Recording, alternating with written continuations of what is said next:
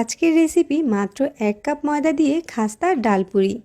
বিকেলের নাস্তাতে ডালপুরি থাকলে খেতে দারুণ লাগে, তাই সহজভাবে বিকেলের চায়ের সাথে পরিবেশনের জন্য এরকম একটা খাস্তা ডালপুরি বানিয়ে নিতেই পারেন। ডালপুরি তৈরি করার জন্য প্রথমেই একটা বাটিতে নিয়েছি 1 কাপ পরিমাণ ময়দা, লবণ দিচ্ছি 1 চামচ, রান্নার তেল দিচ্ছি 3 টেবিল চামচ। তেলটাকে ময়দার সাথে খুব ভালোভাবে মিশিয়ে নিব। ময়দাটা মাখানোর যে পর্যায়ে দেখবেন ময়দাটা দিয়ে খুব সহজেই হাতের মাঝে একটা মুঠ তৈরি করা যাচ্ছে, তখন বুঝতে হবে এটা পুরির জন্য একদম ঠিক আছে। এখন নর্মাল তাপমাত্রার পানি অল্প অল্প করে দিয়ে একটা সফট ডো তৈরি করে নিতে হবে। আমি বলবো পানিটা একবারে না দিয়ে অল্প অল্প করে দিয়ে ডোটা তৈরি করলে ডোটা একদম পারফেক্ট হবে।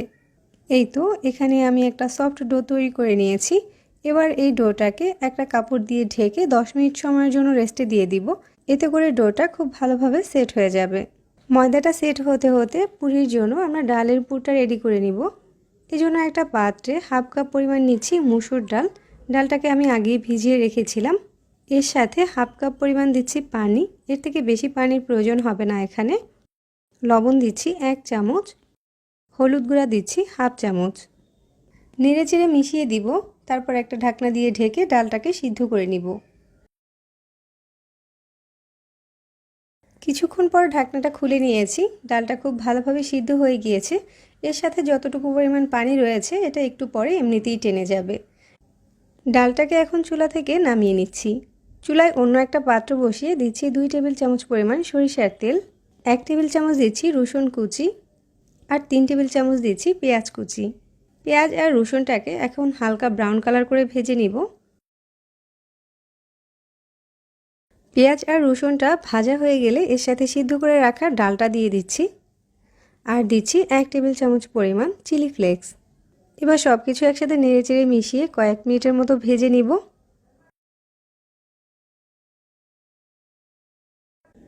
সবশেষে দিচ্ছি ধনেপাতা কুচি। আর এই সময়ের মাঝে কিন্তু ডালের সাথে থাকা এক্সট্রা পানিটাও শুকিয়ে গিয়েছে। তো আমাদের ডালের পুরটা এখন রেডি। এই সময়ের মাঝে ময়দার ডোটা খুব ভালোভাবে সেট হয়ে গিয়েছে। এবার এই ডো থেকে পুরির জন্য লেচি কেটে নিব। পুরি তৈরির জন্য একটা লেচি নিয়ে হাত দিয়ে ঘুরিয়ে একটু গোল করে নিব। তারপর 2 হাতে কিছুটা তেল মাখিয়ে হাত দিয়ে চেপে এটাকে একটু পাতলা করে নিব। এরপর এর ভিতরে 1 চামচের মতো ডালের পুর দিয়ে দিব আর চারো সাইডটাকে সিল করে দিব। আলতো হাতে বেলুন দিয়ে এটাকে বেলে নিতে হবে।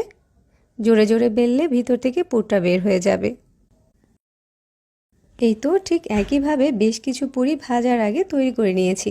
চাইলে এই পর্যায়ে পুরিগুলো ডিপ ফ্রিজে সংরক্ষণও করতে পারেন। পুরি ভাজার জন্য মিডিয়াম হিটে তেল গরম করে নিয়েছি। তেলটাকে হাই হিটে গরম করে পুরিগুলো দিবেন না, তাহলে এক সাইডে দ্রুত কালার চলে আসবে। এবার চুলার আঁচটাকে মিডিয়ামে করে দিয়ে উল্টে পাল্টে পুরিগুলোকে ভেজে নিব যতক্ষণ না পর্যন্ত দুটো সাইডেই সুন্দর একটা কালার চলে আসছে। আর মিডিয়াম হিটে ভাজলে পুরিগুলো অনেক বেশি খাস্তা আর মুচমুচে হবে। পুরিগুলো কিন্তু বেশ ফুলকো হয়েছে। এগুলো এখন ভাজা হয়ে গিয়েছে। এবার তেল ঝরিয়ে উঠিয়ে নিচ্ছি। চায়ের সাথে এরকম একটা খাস্তা পুরি থাকলে আর কিছুই লাগবে না।